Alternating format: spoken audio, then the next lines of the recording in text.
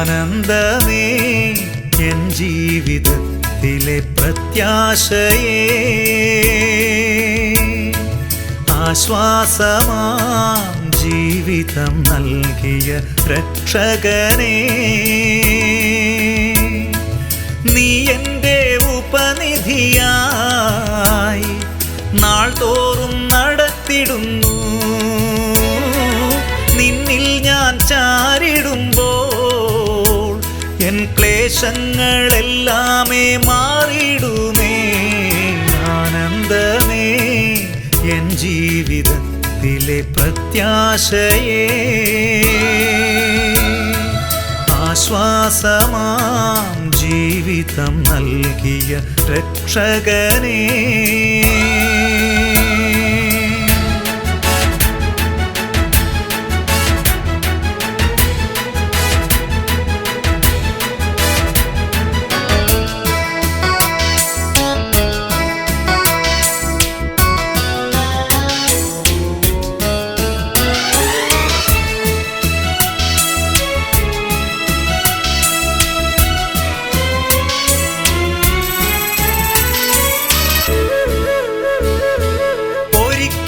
പിരിയില്ലെന്നരുളിയവൻ, ഒരു നാളും മറക്കില്ലെന്നുര ചെയ്തവൻ.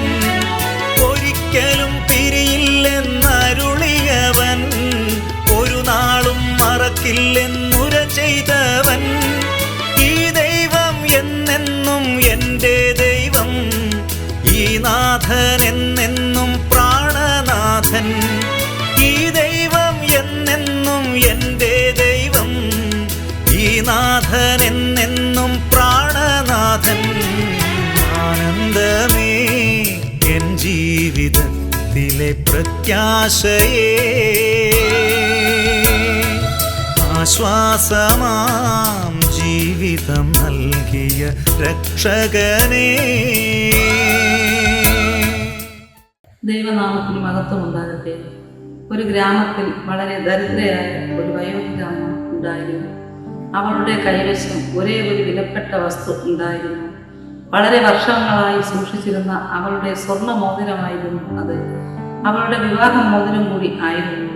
തൻ്റെ ഭർത്താവിൻ്റെ അവസാനത്തെ ഓർമ്മ. അത് അവളുടെ ജീവിതത്തിലെ സുരക്ഷയുടെ പ്രതീകം ആയിരുന്നു.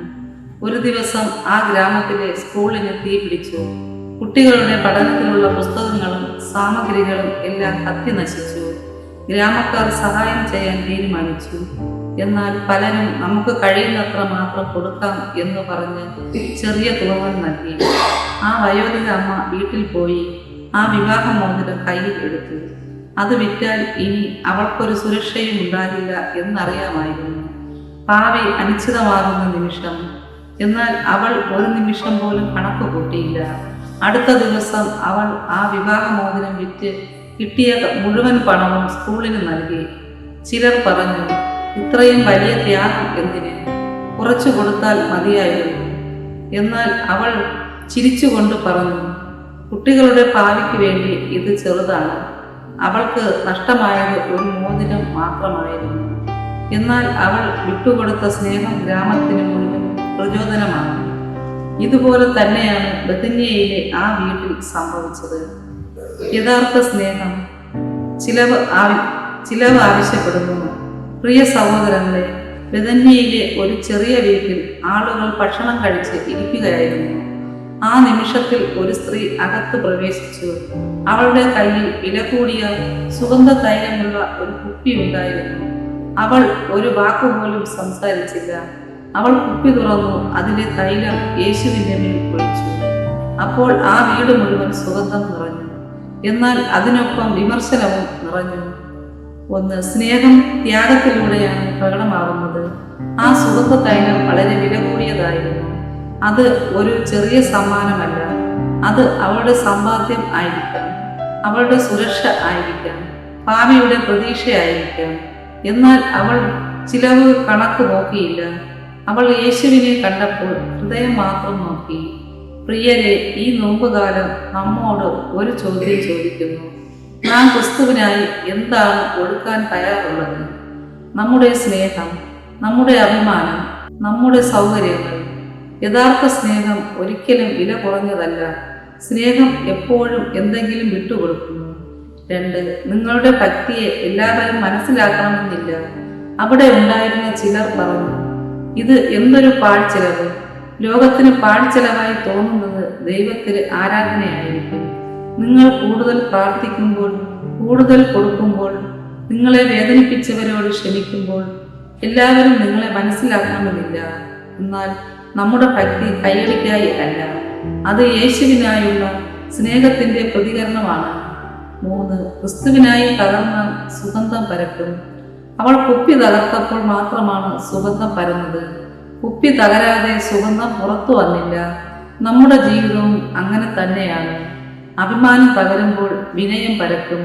സ്വാർത്ഥം തകരുമ്പോൾ സ്നേഹം പരക്കും. ഹൃദയം ദൈവത്തിന് മുമ്പിൽ തകരുമ്പോൾ കൃപ പരക്കും. ചിലപ്പോൾ നമ്മുടെ തകർച്ചകളിൽ നിന്നാണ് ഏറ്റവും മധുരമുള്ള സാക്ഷ്യം ഉയരുന്നത്. യേശു പറഞ്ഞു, അവളുടെ കഥ ലോകമെങ്ങും പറയപ്പെടും. ഇന്നും നാം അവളുടെ ആരാധനയെ ഓർക്കുന്നു. പ്രിയ സഹോദരങ്ങളെ, ഈ നോമ്പ് കാലത്ത് നമ്മുടെ ജീവിതവും ദൈവത്തിന്റെ സന്നിധിയിൽ ഒരു മധുര സുഗന്ധമായി മാറട്ടെ. നാം തകർന്നാലും അത് നഷ്ടമാകാനല്ല, യേശു ക്രിസ്തുവിന്റെ സ്നേഹം പരത്താൻ.